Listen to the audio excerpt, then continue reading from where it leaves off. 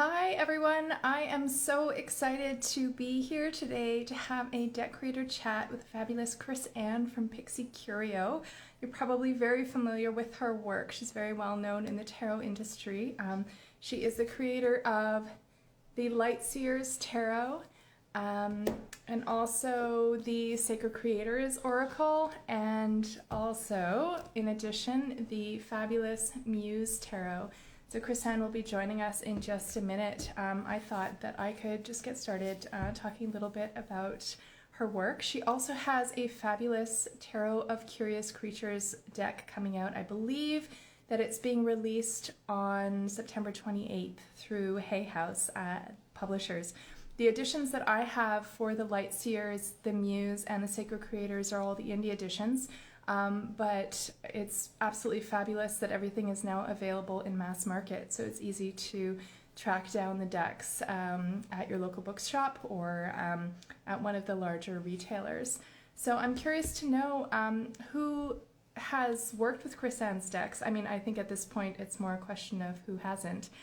But for anyone who's joined so far, do you have a favorite out of all of her publications? I'd be so curious to know.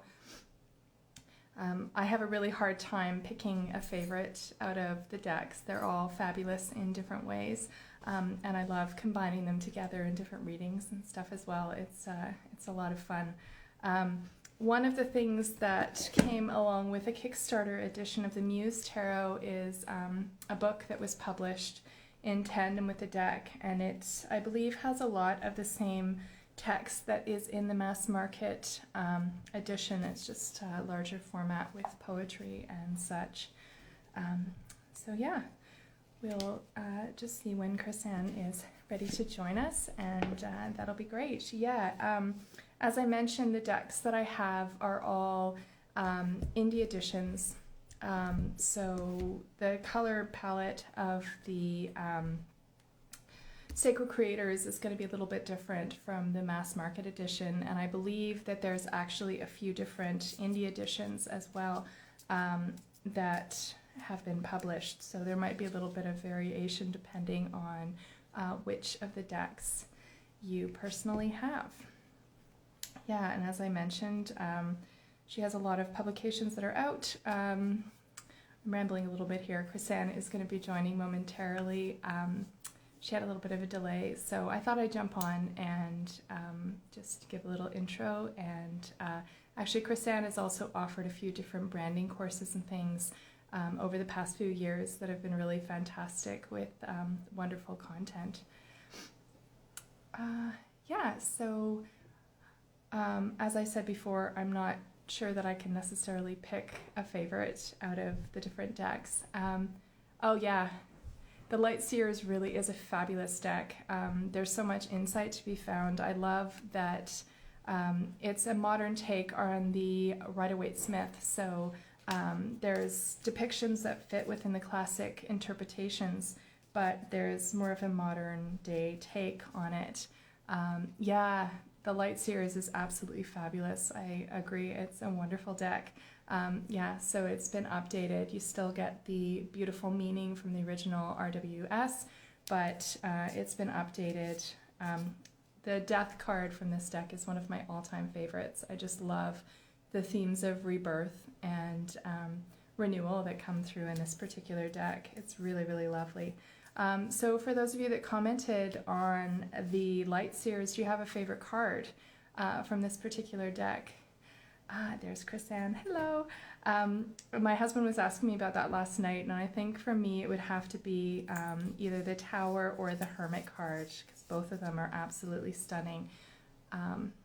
Yeah, so let's see if I can put an invite. Yeah, do it. Greetings from Argentina. I'm in Nova Scotia, and ChrisAnnes is in Ontario. So we will both be coming to you from Canada. So, yeah. Hi, ChrisAnnes. It's so lovely to see you. How are you? Excellent. Thank you so much for joining me. What do you have in your teacup? I've got some nitro cold brew with some almond milk. Oh, mine is, let me see, I've got a decaf with, it's like an alt barista.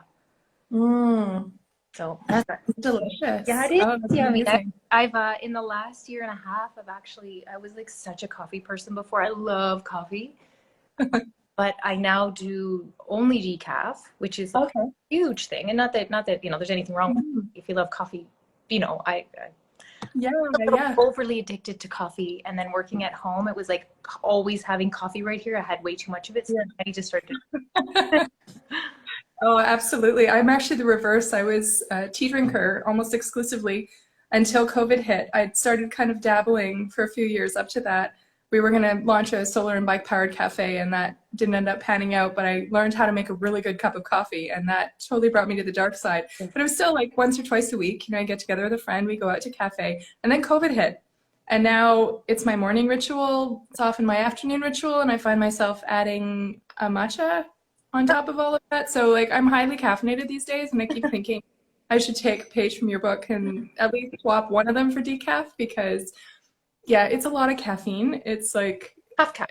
You can do the half oh thing. yeah, do the half cap. That's perfect. Yeah, but I find like I don't know about you, but the ritual of making it is such a part of my day now. Like having that opportunity to go in the morning and the dog can be barking, the cat can be, yelling at me, the kids can be running around screaming, but that moment that I have where I can just focus on preparing that cup of coffee, like it's been Yeah. kind of this point around which I structure my day. Like it's amazing the significance that these little rituals have taken, it's quite amazing. Absolutely. What replaces the ritual of like going to a cafe or like going to Yeah. having that, right? I do I know I make like I make a really good coffee now. I never used to. It's like this the I don't know what it's like a frother. It's like a I can't Yeah. Is it the Nespresso? yes. Little Yeah. milk faucet? Yeah, I got one too and it changed my life. Yeah. Like honestly, it's so good. And I love that you can do the cold froth as well because I find in the summer, like especially right now, it's been like 30 degrees all week and super humid and I just can't even look at anything warm right now. But I tried the cold froth the other day and it was so satisfying and it worked beautifully. I got my husband, well, we kind of went in together to get a nitro cold brew keg a couple of years ago for his birthday. And it's been a game changer. That's like become our afternoon coffee. And we go sit on the porch and like watch all the people go by. And like he gets a little break from work and I get a little break from my stuff. And it's like, it's all about the rituals, right? It's like nice to have those traditions. Right. And you're in Canada, right? Yeah, Nova Scotia. Yeah. I've moved kind of all over coast to coast, but we're on the East Coast now. So yeah. Scotia. Whereabouts in Nova Scotia?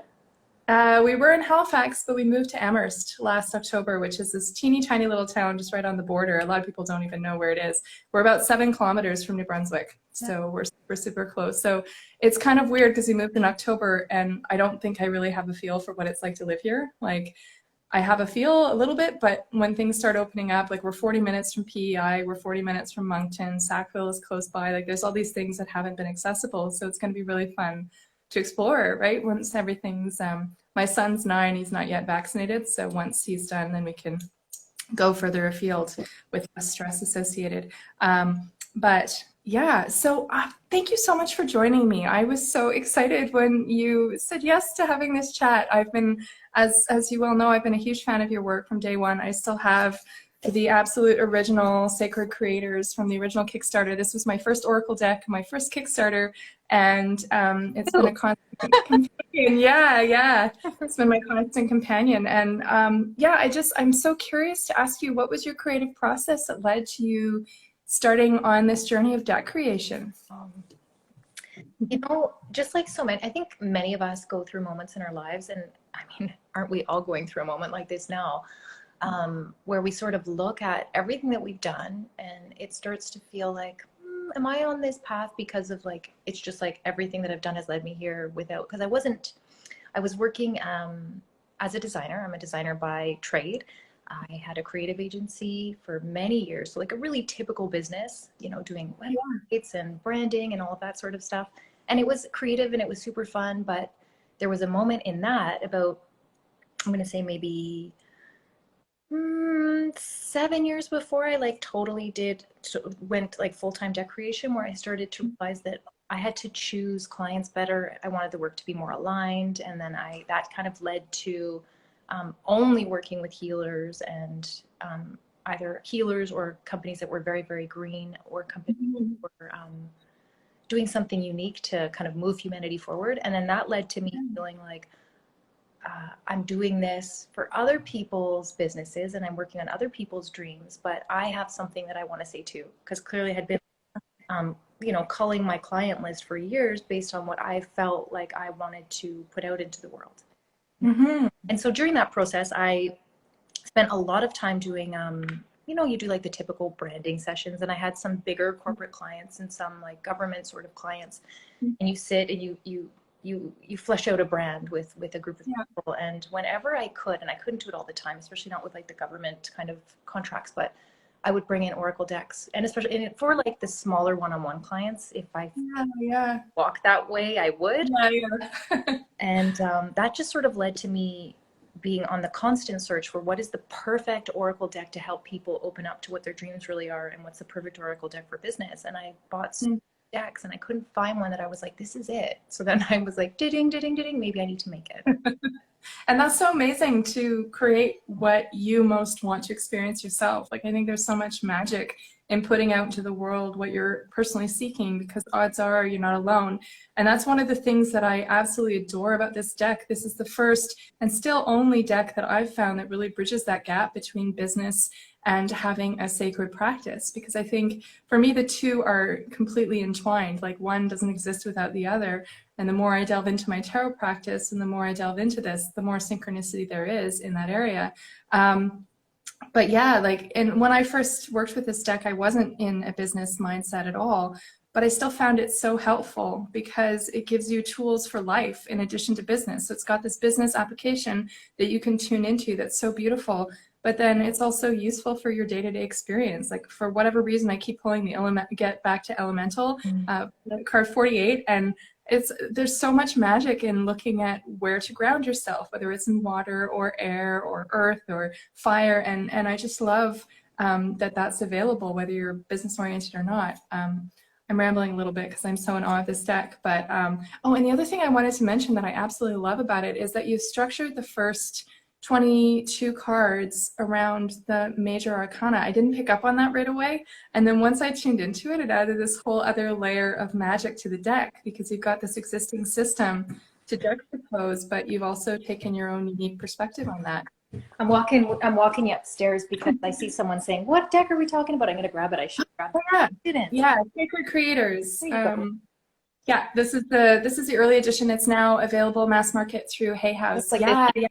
And it's so, I love the new color palette is so vibrant and bright. It's absolutely beautiful. This one I adore for the muted tones, but gone through some different incantations as well, because you had a bunch of indie release and then the mass market. So what was that process like? Because each one is slightly different, and I'm so intrigued as to what went into that process for you.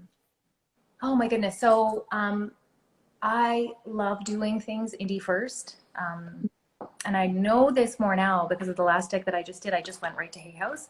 And it's fantastic. It's a fantastic process either way. But when you do indie first, you get the opportunity to like see it, see how people use it, see which cards people share more, and then do little tiny changes here and there and try and make it better and better and better, right? It doesn't feel like it's going out to like this big population. It has to be like done the first round.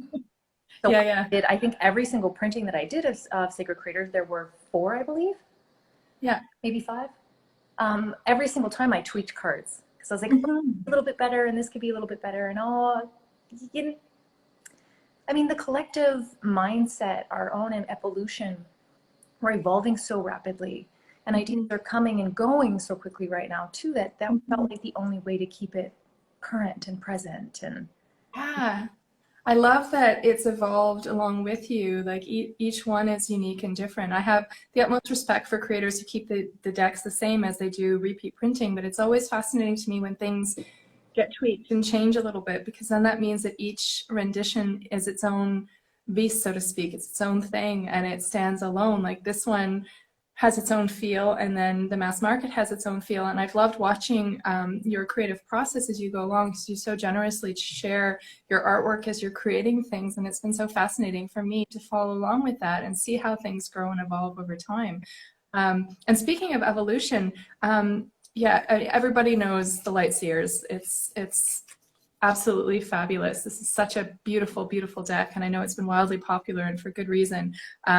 I love that you've taken the Rider-Waite-Smith and you've modernized it and you've made it into something that is accessible and day to day. So you still have that classic system, but this is probably sacrilege, but I don't own a Rider-Waite-Smith deck. I never have, and I probably never will. It just never jived with me, but I love the system. And so having something like this that uses that structure and that format, but evolves it into something more accessible is so beautiful. So yeah, and I know that with the Kickstarter campaign, you started with this, and then the magical Muse Tarot also came along for the ride. I know you were inspired during that process. So I would love to know, like, what was your inspiration for starting the Light Seers? How did that process evolve? And then when did the Muse come along this year?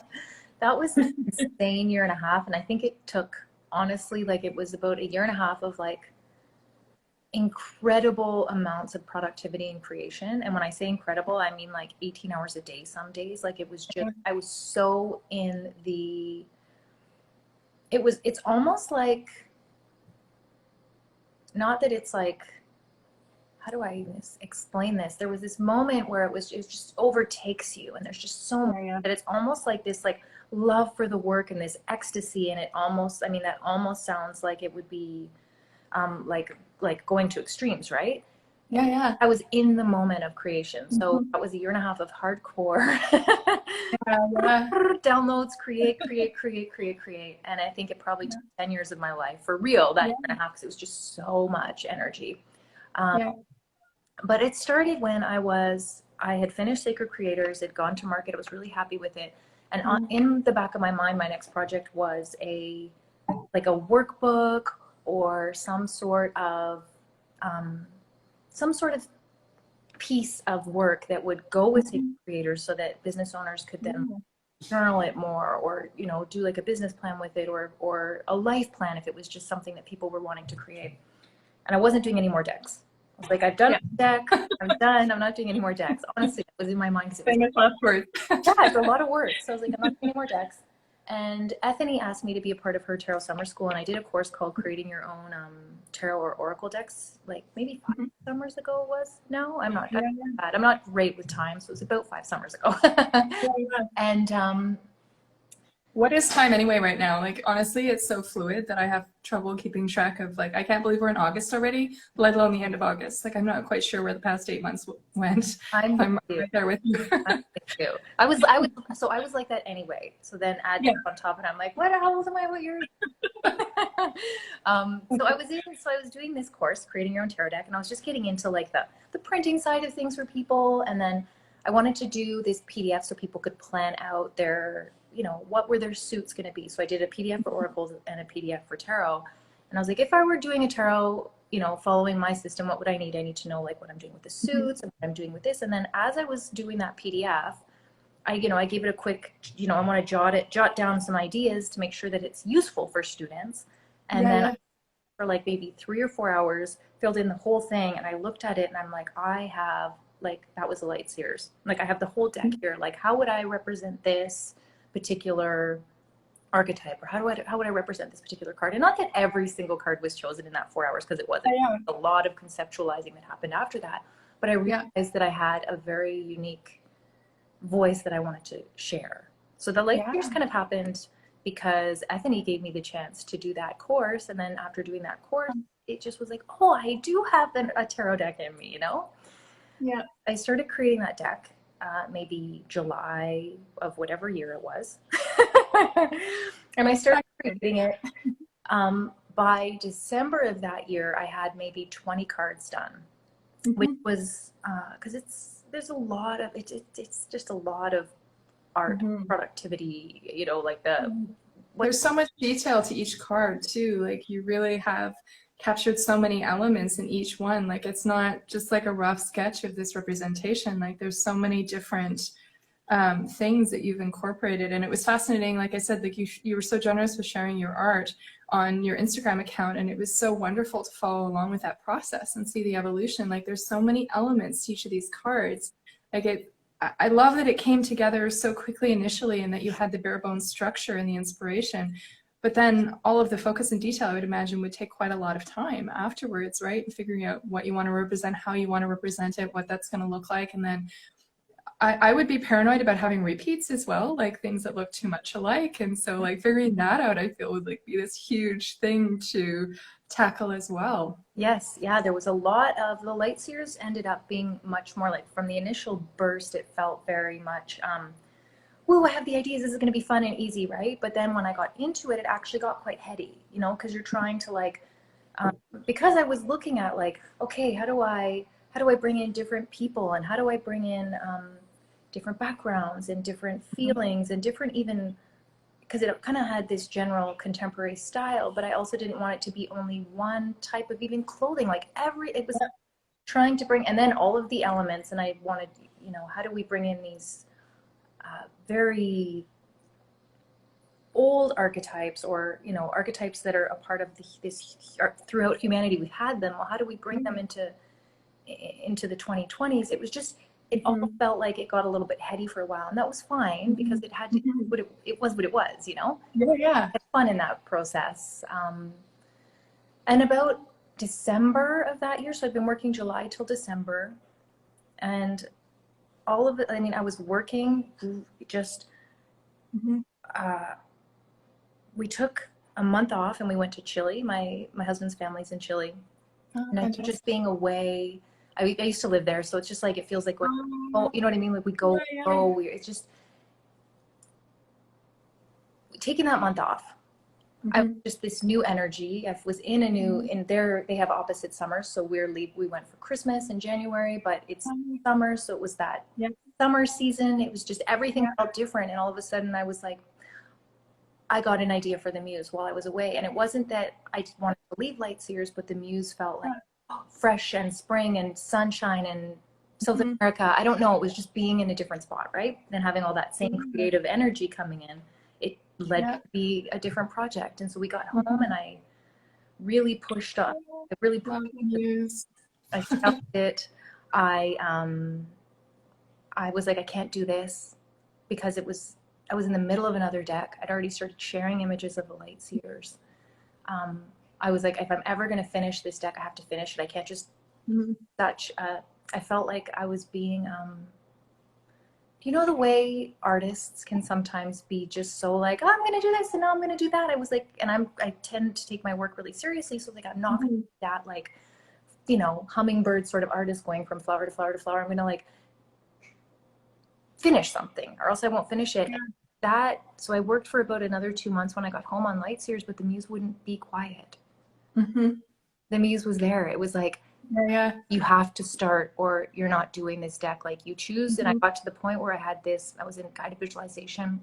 I just had this sensation of like, if you don't do this, it's going to go elsewhere.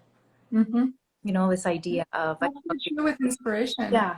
Like it's like you get these intuitive hits, and I feel like if you don't take advantage of them, and there's a state of flow that comes when you have, it's almost like channeling something when creativity comes, and it's like I always get this feeling like if I don't take advantage of it now, it's going to go elsewhere and go visit with someone else, right? So I'm so glad that you jumped on it when you did.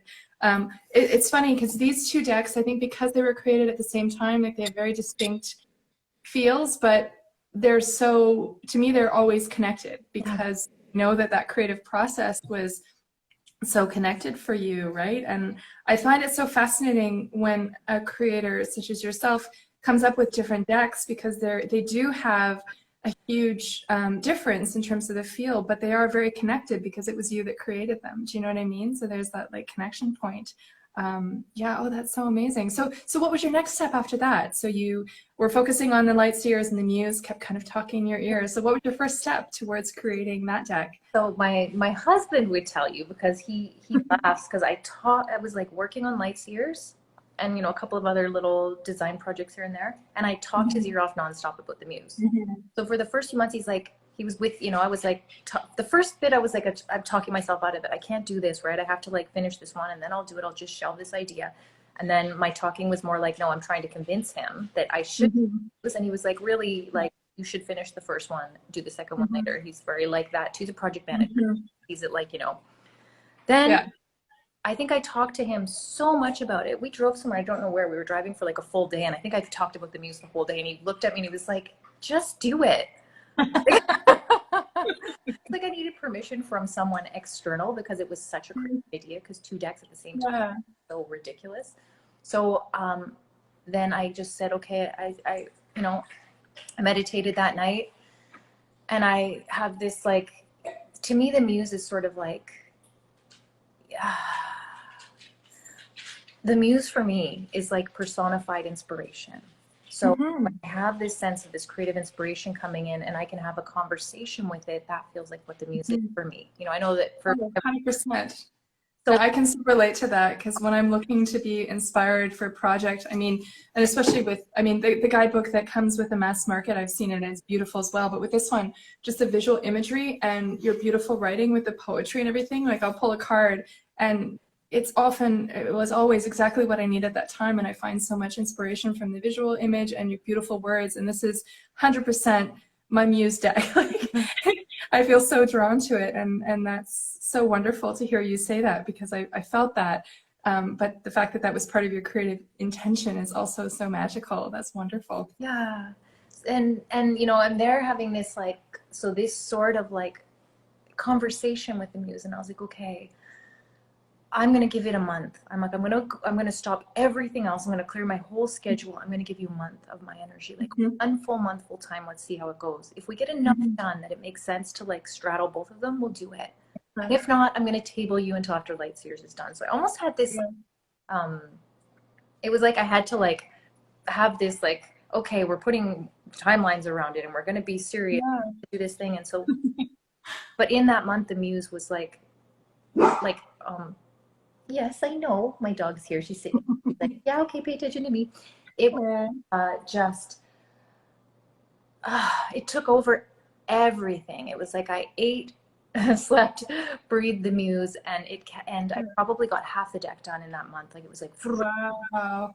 because it's also collage, so it's not quite the same sort of like, Mhm. there's no illustration side of it, you know, so it was quicker. The ideas came fast and furious. So I Mhm. like, yeah, this is definitely something. And it felt so Mhm. good because Light Seers was so specific and heavy and looking at how do we represent all of the things that the traditional deck represents. And the Muse was like, whatever came up, came up. Yeah. This is the essence of the archetype. We don't need to be so literal because I already had this literal thing happening. So they were such a beautiful, like almost like a yin yang kind of thing. You know what I mean? They call Yeah. each other.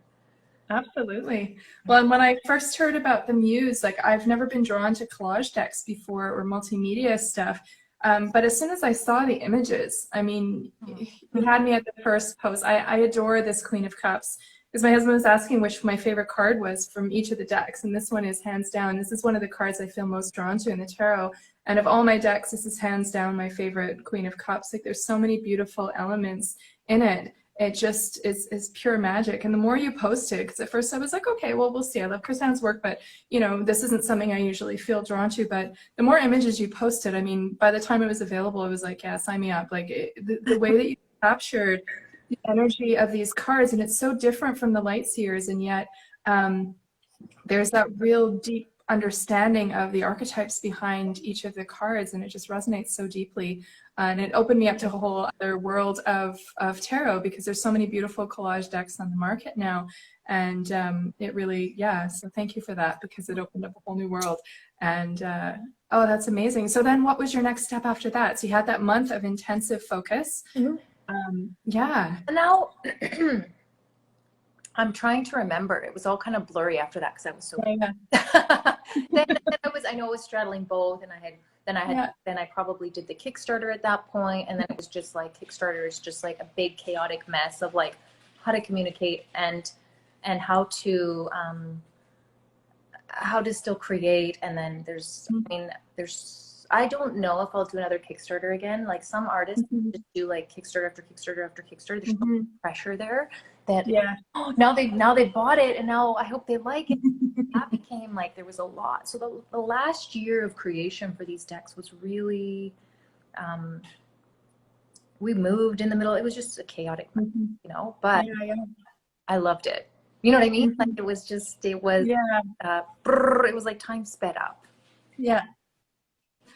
That's amazing. And I would imagine that doing these two very different projects at the same time would provide mutual inspiration. It's like if you've hit a block with one, then you can pick up where you left off with the other. I was working on my master's degree and I took a makeup artistry course at the same time. And I needed that contrast of intellectual and artistic in order to be successful with either one, right? It's like I felt like I needed to access kind of all aspects of my brain in order to keep that spark going. Yeah, Do you know what I mean? Like, absolutely. yeah, Yeah, you are bang on. yeah. So like that, where it's like, I need to kind of, I have this sort of way of seeing my creativity because I know that, most creative people, we don't always understand necessarily where the creativity comes from, but we Mhm. often understand what we need to spark it, Yes. right? And so Yeah. I know that for me, when my creative well feels like it's running dry, one of my biggest things is I need ingredients. So whether my ingredients are going out and like looking at like a Michael's, or that's like Yeah. for people that are not don't have Michael's, Yeah. it's like a store where there's all kinds of art supplies and little it's like a ton of shiny little pretty things. It's like Yeah. when and I'm just like, oh, all the things, and then I have an idea, Yeah. or textures, or I go somewhere with all kinds of fabrics or whatever. Mhm. It's been difficult in the last year, I have to say, like Mm. because I don't Yeah. have that same visual stimulation that I would be able to get Yeah. Yeah. like browsing all the shiny, Mhm. you know. Um, but I Love walking the aisles of Michael's. I find so much inspiration. My inner magpie is so happy. My wallet is happier if I don't grab everything that catches my eye. But even just the process of like I love just going and wandering the aisles because often like I'll go down an aisle that I never looked at before and there can be some random thing there that I never would have thought of, but it sparks that inspiration and creativity, like it's so fascinating to me. And often, going with my kids because they're way less inhibited than I am and seeing what they gravitate towards or what they're willing to experiment on that my like adulting brain is like, oh, you can't do that, like it opens up all of those pathways and those channels for exploring creativity. Oh, that's amazing. Absolutely. Yeah. And for me, it's also courses. I find the same as Mhm. taking two different courses. I did Yeah. a bunch of online courses last year, and none of them really hit the mark. Like right now, I actually have quite, I'm going through a period of where my creative well does feel quite dry. Not the Mhm. creativity part, I must say, there's all kinds Mhm. of ideas, but my intention Mhm. for producing them is not Yeah. there. I'm like, ooh, do I have energy for that right now? No. Mhm.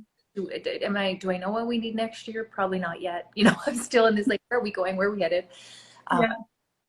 but I'm actually also I'm going to go back to school in September, which is Oh my gosh. yeah. I mean, I've often this is like I'm going to say my third time or my fourth time going back to university. Like I will do Yeah. that. Where I'm like I want to learn about something, and I may not Mhm. finish, and I may um, do a year of a degree just to get more ingredients, because those Yeah. ingredients, it's like they really like you cannot help but change your perspective when you learn something. Perspective, like you learn something new, your perspective is going to change, Mhm. and when your Yeah. perspective changes, then all of a sudden there's this like fire for what can I create from this. Yes, absolutely. I'm a lifelong student, Mercury and Gemini. I'm constantly reading, I'm constantly investigating new things. Even going and getting a reading from someone, it lights a spark and a perspective on a particular card, let's say, that I hadn't seen before. And I thrive on that knowledge, right? I can so relate to that and that idea of exploration. So what are you focusing on when you go back to school in the fall? So I am going to continue. I have about a year and a half done of my acupuncture studies. I did them maybe 8 years, Ooh, so I'm going to go back yeah. to acupuncture. Yeah. Oh, that's fantastic. That's such an amazing discipline. Oh, that's incredible. I don't actually see myself ever working as, it's so strange. I don't see myself working as an acupuncturist. Mhm. Um, I can't foresee that, but I always like as a career, Mhm. but I Yeah. do see it as a retirement plan.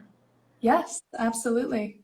So That makes sense. That makes perfect sense to me. yeah. And also, like, I used to think that I had to start something and then I had to finish it because, I set the intention and I got to go through. But I've also, as I've gotten older, I've come to appreciate learning for learning's sake. Like, I have a master's in theater studies, which I will probably do nothing with. And for a few years in there, I've been a stay-at-home parent for the past 13 years.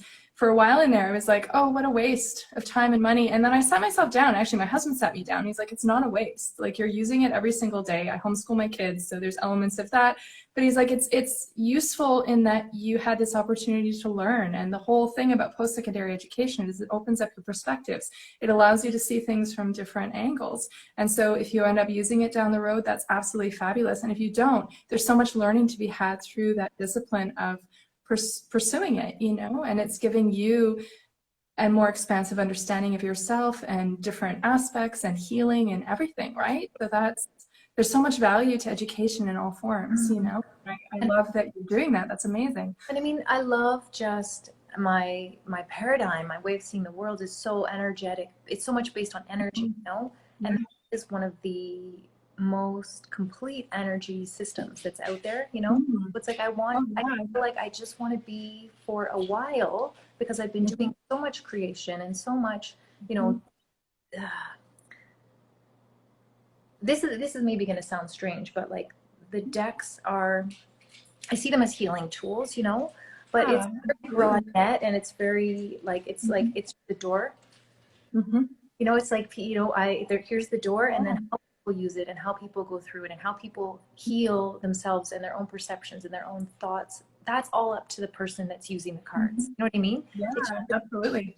And I feel like something that's this, you know, going deeper with the energetics of a new system, it feels like it could be, rather than the broad net doorway, it feels like it could be like just a few pillars deeper. I don't know if that even makes sense. Just like a visual of it's just like a deeper energetic Oh my God, absolutely. And with acupuncture, you're looking at aspects of Chinese medicine. Like, this is a long standing tradition, and there's a lot of technical elements that go into it, and elemental systems and correlations with areas of the body and like nervous system and everything else. So I find that fascinating, because there's so many elements that come into play with that, and there's so much more to learn and explore, and it gives you a new perspective on healing based on that traditional structure that you can then integrate and make your own, right? Like through the process of learning. I love that so much. That's amazing. It will show up in my work, not necessarily as acupuncture, but it will show up in my work somehow. I mean, I already did that first year and a half, and it's shown up in my,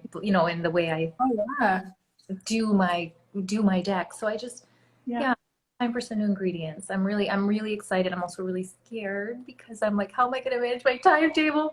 I don't know. I hear you. Yeah. It's always a juggling act when you're doing coursework too, especially when there's a deadline involved. I still get stressed about that. Like, I still have nightmares sometimes that I forgot to write my final exam back in high school, or not high school, but university, right? Like, I still wake up sometimes and I have that panic, and it's like the stress around that.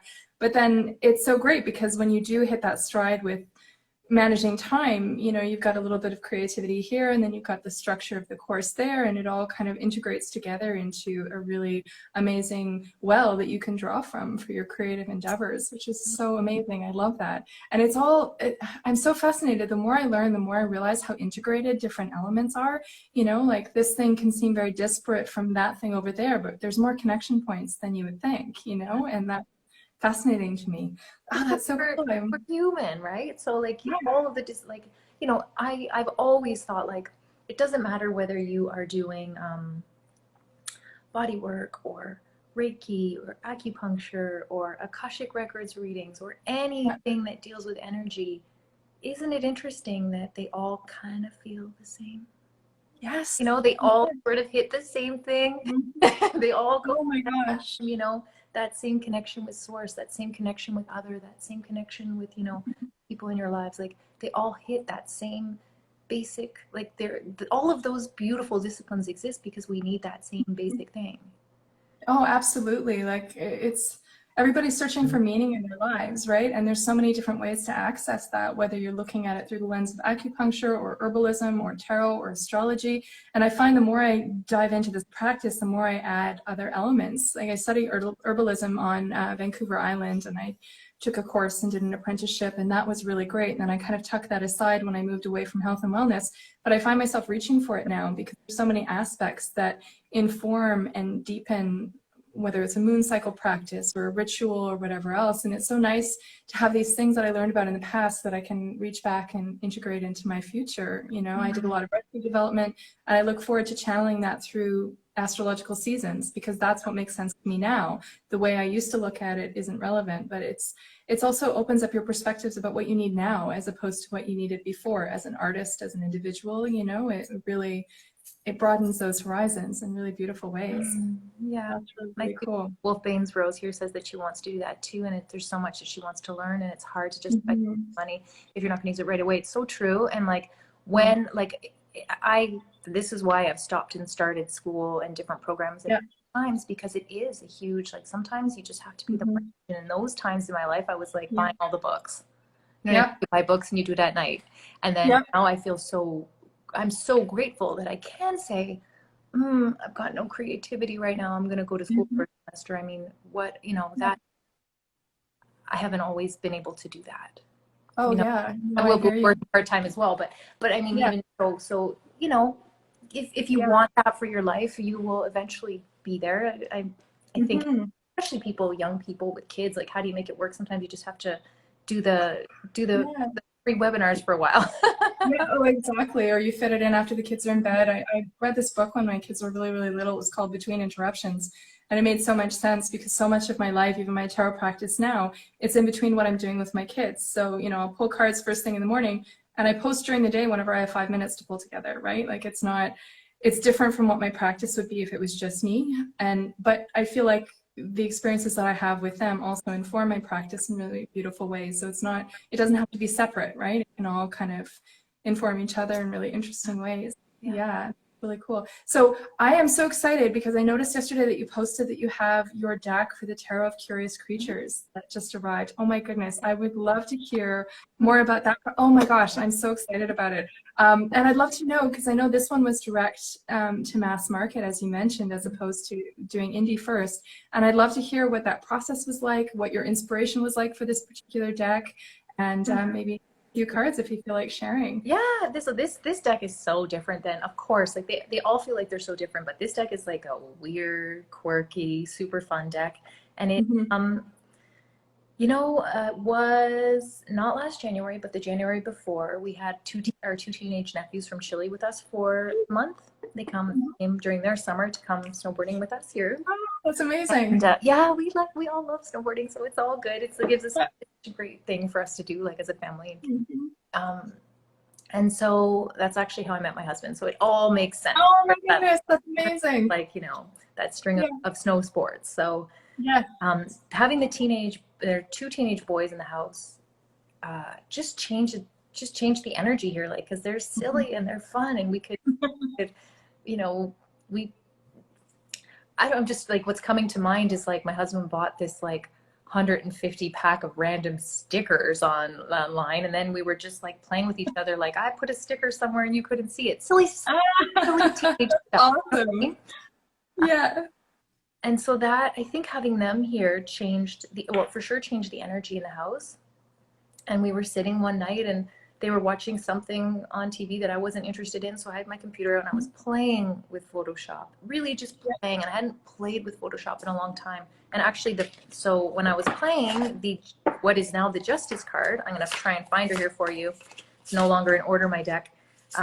This bird lady showed up, and it kind of made me laugh. And my nephew looked over at it, and he kind of smirked, like, "What are you doing?" And I was just playing. Yeah. And I think it was just the process of play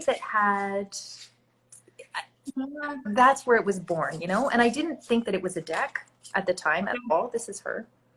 Oh my gosh, I love it. That's amazing. So she's got her. It was just, this actually feels, it has that floor, that kind of desert floor. Feels very Muse-ish, because a lot of have deserts. This is really one of the only ones that has that very Muse feel. The first one that happened. So it sort of happened, it started there. And then I was just, well, maybe we could play with this a little bit. Yeah. And I have an assistant. She's been with me for 15 years. She lives in Chile. Oh my gosh, that's amazing. Like, really, really, we've just, and so I was talking to Val, her name is, and I was like, Val, do you think that this is, let's just look for some animals and Mm. what works, and then all of a sudden it was the same sort of thing where it was an idea, because we try a lot of different ideas, we start a lot of things, and one of them breaks through, and this was one that just happened really easily and quickly. And I'm so very grateful that it did, because that was January 2020. And Timing couldn't be better. and I this was like, I'm starting this project, and it was this kind of fun project, because putting animal heads on human bodies, we laughed every single time, especially when they didn't work. Sometimes it's too big, or the head looked ridiculous, and some of the animals, we thought they would look great and they looked horrible, so we laughed a lot. So it really gave me, it was like a project that gave me something, number one, to focus on when things got crazy early 2020, but also something that would give me like a little bit of a moment to just like find joy and laugh and find something silly in life. Yes, that's so important, to find those elements, especially when life feels particularly heavy, right? Like, there's some nights where it's been a crazy day for me, it's been a crazy day for my husband, and we'll just find something ridiculous to watch. And it can be like the stupidest thing, like squirrel videos where there's a squirrel on a feeder that's like spinning around. It's ridiculous, but it makes me laugh. And sometimes that's what you need, right? And I love that this deck was born out of that spark of joy and laughter and fun and levity, right? Like, I don't know about you, but I find so often when I'm creating something, like, I need to get my serious pants on, right? I need to be like dedicated. I need to be, you know, I just got my first tattoo, and is something that I designed myself, and I don't consider myself an artist. My like C- in like art school in grade 11, or not art school, but in art class in grade 11, just kind of scarred me for life. But I was just doodling one night, and I came up with this design. I'm like, I kind of love this. And then I kept doodling, and I came up with my logo design. And if I tried to sit down and do it, it never would have happened.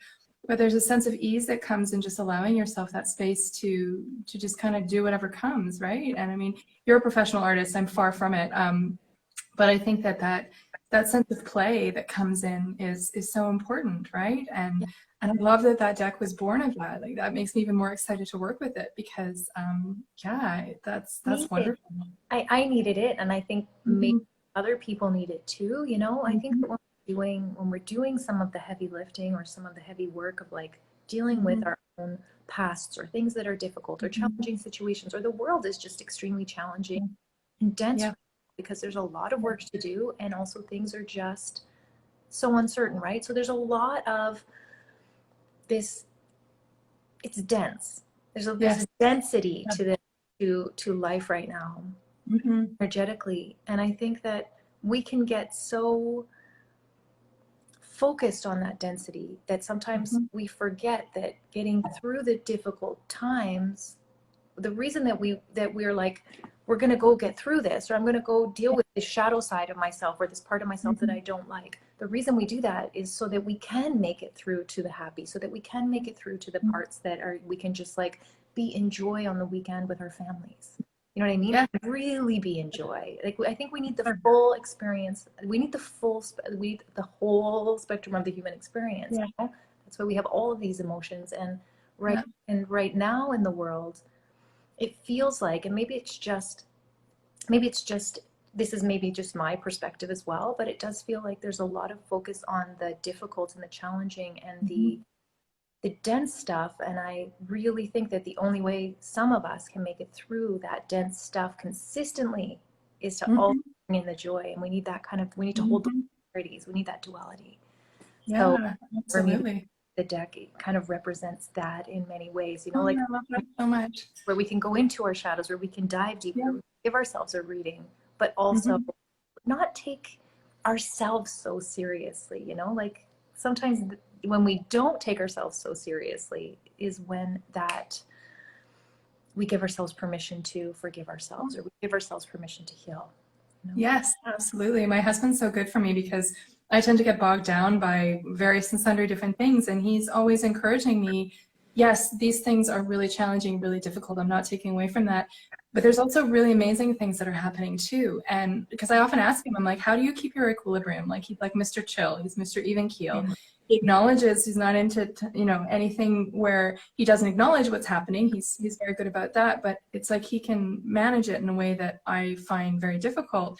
And he's always telling me, like, I need to focus on the fact that, yes, there's difficulty, but there's also joy. He's like, there's also things that are happening that are absolutely amazing, innovations that people are doing, and, you know, movements that are happening. And I take so much solace in that, you know, and he, I lost my inner child a long time ago, and I'm working on reclaiming her at the moment, but it's like he's always kept very close to his inner child. He's childlike without being childish. You know what I mean? Like, I always had this block because I'm like, oh, but that's so childish. You can't do that. But he's like, he's so connected to that, and being able to witness him getting down and playing with my kids in the backyard or doing whatever. Like, he's always been like the fun parent, right? But witnessing that has given me permission to embrace that myself. And I'm so grateful, because it's all well and good to go into the shadow work and the deep, dark, nitty gritty. My moon in Scorpio loves all of that. But there's something to be said for finding that levity and that joy, because you can't fully experience anything if you're not experiencing the other side of it. Do you know what I mean? It's that whole sense of balance. Mm-hmm. And you don't appreciate the joy if you don't have the sorrow, and vice versa, right? It makes you so aware of the beauty that's available in the world, right? Yeah, and I see it as that balance. Like, the deeper we go, the brighter things can get too. You know what I mean? Like, it's sort of like there's this capacity to hold emotions that has to happen in clarity. Yes, absolutely. Yeah, so that's probably where this, I mean, probably part of where this deck came from too. You know, it was just like, and as I was in, interestingly enough, you know, the world changed so much, like right after I started it, and I was doing this, you know, this fun animal deck, but then of course, as I get more into it, the animals had stuff to say, you know, like this, so there are some cards that have this underlying current of like awareness of the earth, and awareness of us being a part of this bigger system, and us being a part of systems, not only of our human systems and our constructs, but our humanness in nature, you know? Yeah. So the deck, where I thought that it was going to be super just like lighthearted and joyful, well, a lot of the messages when I was getting them for the guidebook, they did, you know, there's a lot of messages around you know, like the polar bear is in the deck twice. There's a couple of animals that are repeated more than once, and the polar bear as the magician, it's like part of the reason why he's the magician is because he can still do all of these things and still remain sort of motivated to manifest his reality, even though his like home is maybe melting. So it's got this sort of duality as well in the deck. So it's interesting. We'll see. I mean, and it's very strict. It's because it's the first deck that I didn't share a lot of as I was doing it. I didn't do normal creative process. I did a lot of it kind of, okay, we'll just create it, we'll create it without sharing it a lot. I didn't get as much feedback as I get. And so for me, I'm like, oh, I hope people like it. I don't know. Like, it's such a big question for me, because I already love it. Like, the images that you've shown are so amazing. And just hearing you talk about it makes me so excited to work with it. And I love that there's the levity and the joy, and I love that there's also some of the heavier stuff, because I think that's part of the magic of tarot. You get this archetype of major arcana and the minor arcana, and there's some tricky cards. Like, I don't believe that any card is inherently good or bad or light or dark. There's light and dark and good and bad in all of the cards in the tarot, and I think that's the magic of it. But like we were saying before, you need that darkness to find the light, right? It's like you wouldn't appreciate the sun nearly as much, or the star card nearly as much, if you hadn't gone through the trials and tribulations of the devil card and the tower card. You know, it has to break you apart to let, oh God, I'm such a fan of Leonard Cohen, and I love that whole concept in one of his songs about the cracks. That's what lets the light get in. You know, it's like you need to break yourself apart in some capacity in order to let yourself shine through, you know, and I'm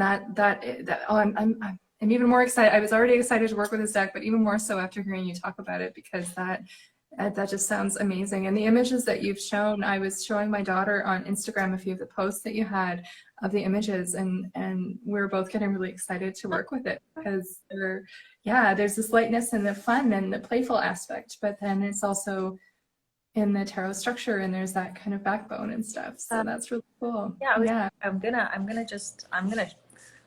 pick a card for us. We got a couple minutes left. Yay, that sounds amazing. Do a quick one more quick question for you also. Your books are amazing, like the guidebooks that you have for the Sacred Creators and the Muse and the Light Seers. Like, this These books almost function as a course in tarot in and of themselves. Like there's so much, it's a wealth of information, and your writing is absolutely beautiful. And I know with mass market decks, the guidebooks are often much shorter because they have to be for necessity. So what was that process like? You know, because with the indie decks, you can let your words fly and fill out the book and have it be as long as you So want. hard. So yeah, I would imagine. So what was the process of making this guidebook as opposed to the other ones? Like I know you had to edit this down, and same with the Muse. Yes. But starting with that smaller format, what was that like for you? Very, like I am not someone who is super succinct. When I talk, when I write, it's just not, and I tend to write very poetically, which lends itself to extra words and kind of flourish sort of words, right? A lot of words. So when you are writing a guidebook that can only be like 200 words per card, or just, it is such a challenge for me to get it down. So I often feel like I'm getting it down to the core message without going as deep, of course, as indie guidebooks, which maybe had 500 words per card. You know? But it was a great challenge, and I'm so glad that I had the chance with the other 3 decks to edit it down. That I had to start with this one, you know, and with a word count. My writing has improved because I have learned how to be more direct. Had to be, right? So I feel like it's a great challenge for my writing, although it has left me with a little bit of a desire to do something in the field notes that I will often, you know, give the PDF or something as an add-on, because I feel like I didn't get as much out of each character as I could have, you know? Yeah. No, I hear you with that. That's amazing. Yeah, it's amazing. Writing is such a process, and there's such an evolution. Oh my gosh. The wheel that I Oh, I love that so much. That I pulled with just for our chat. I don't know, in case anyone was wanting a card. Oh my gosh, that's amazing. The Wheel of the Year is the card that I'm working with actually this year. As of my birthday in June, I transitioned from very fitting Hermit year from last year into the Wheel of Fortune. And it's so interesting to have that opportunity to dig a bit deeper into that archetype, you know, for a full year to kind of do that deep dive. So what was your inspiration behind that card? This one. Well, there's a lot going on with this card. I think one of the main things that you may not, I'm going to talk about what you may not notice right away. I love it. Is that she's got, what she's sitting in is actually a tree trunk. So if you look closely, I don't know if that's going to go into focus. There's like, you can see the bark. Yeah, the bark around the outside rim. There are the rings of the trees. It used to be, it was originally, of course, brown, and then we changed the color just to make it more beautiful. But we really, you know, she's sitting in a tree trunk because we really wanted it to like be more earthy, more Mother Earth, more like the wheel of seasons, more the, you can see we've got we just, instead of doing all different things, we just chose leaves, and the leaves are changing the seasons there. Oh, I love that. You know, and I mean, we did do like what maybe the typical, like we have the different elements here from the 4 different suits. We did try and pull from some of the Rider-Waite-Smith traditional imagery, but really with this one, I wanted it to be more earthy because this is an animal deck. So we're talking about, and especially as Canadians, I mean, we have full winter, we have fall, we have summer, right? And so we sort of really understand the seasons of the year and understand that things are going to change, and you're going to be up and you're going to be down, and it's going to be, you know, -30, and then it's going to be +30, and that's just life. So we chose the tree for that particular. Oh, I love that. Yeah. And she's sitting in the wheel. I tend to think that, you know, the way, you know, she's sitting in the wheel as opposed to being on the outside of the wheel, almost with a sense that she's so a part of it. Like animals are so much more attuned to that than we maybe are. You know, they kind of, they're not trying to control it as much. Yeah, they're finding their place within it rather than trying to enact their control on it. I feel like as humans, we tend to try and impose our will on the world rather than allowing it to become part of our experience, right? Yeah. Oh, that's so cool. And I love that she's right in the center too, because she's right, she's part of it. It's not on the outside being enacted, it's like integrated with that environment. That's so beautiful. So I noticed I had trouble connecting with my feed. It kind of disappeared for a little while, but I just noticed someone was asking about the death card from this deck. And I was wondering if we could take a look at that. I'm so curious. That's one of my favorite major arcana cards, actually. It was one that scared me the most when I first started doing tarot because I didn't really understand it. But now that I've worked with it for a while, it's actually one of my favorites. And the Lightseer's death card is one of my all-time favorites. That whole cycle of rebirth that you've incorporated, and that sight of the forest through the shawl. I mean, it's absolutely stunning. Thank you. Yeah. Well, and with, you know, it's so with this card, with this deck, we were, you know, we chose a vulture because vultures made sense for death because of that, you know, they're to break down stuff. And here he is. Oh, I love that. He's kind of got this we kept the scythe, you know, and we kept the or the sickle scythe, we kept the idea of the 5 petaled rose, or the 5, you know, we have I'm just going to show you something. Yeah, because that's like, death has so much to do with metamorphosis and transformation too. So I love that the butterfly is there because it shows that whole process. Oh, that's beautiful. The amount of detail that you've added to each of these cards, I'm so excited to look at all of them closely because there's so many different elements. There's little things, yeah, you know. And this card actually, I may share it. You're making me think I should share it because when we first we have another vulture that we tried before we had this final. And it was so terrible, and he was so pitiful, and he doesn't look like the death. Like, this guy has this sort of like, he's here, right? The other one, like, strong presence. Yes, and the but the first one is hilarious. So maybe I'll share it just because it was such a failure. It was an epic. It was like one of those, like, I have an idea, epic fail. Oh yeah, but it's fascinating to see that too, and see how the card has evolved, right? Like, this is my first depiction, first sketch, first idea, didn't quite work, so this is what it evolved into. Like, that whole process is fascinating to me, right? And as someone who doesn't really consider myself to be an artist, I have so much respect for the work and the intention that goes into that process. You know, that's really amazing. So I had someone ask about the moon card, if you have time to pull it really. The moon card too. I was actually, I almost shared it yesterday or the day before last night. We had the full moon, right? So I think it was the night before last, but last night was my full moon night because I always have one night, not always, but usually during a full moon cycle where I really don't sleep, and that was last night for me. Yeah. So the moon for me, we tried to do this 3D effect, and I think this is the card where it works the most. I don't know. Oh my goodness, yeah, look at that. And a lot. Oh, I love it. So yeah. Is, you know how, like, in a normal, there's no normal tarot, in a Rider-Waite-Smith traditional deck, we have kind of the 2 where there's the dog and the wolf on the side. So in this card, we have her as one of them, but then in the background there, you can see the other. Oh, I love that. We've got the little, so there's a lot of traditional elements that we, but she's kind of the wolf nightgown, sort of howling in the one of my favorite cards actually in the deck, just the way I don't know, one of the key things that we wanted to bring into the deck, and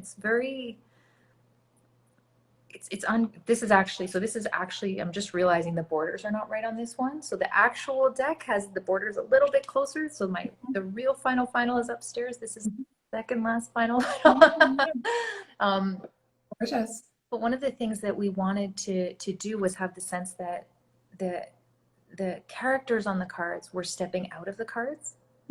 So you'll notice that, and on the edges of the deck, a lot of them, you see the way she's sort of, that's her little, what she's stepping out.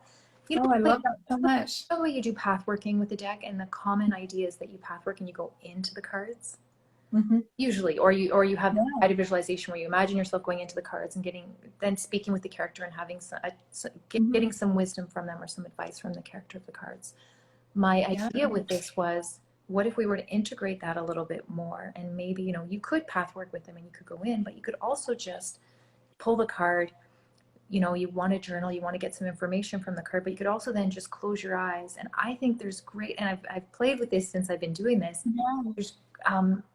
There's great wisdom available to us if we actually invite that character. Like I imagine sitting here at my table having a cup of coffee with me, like what do they say to me? So it's like the idea that they're out of the cards, they're able to interact with our world more than us just interacting with theirs. Also a fascinating idea as far as the imaginary play that we can do with these.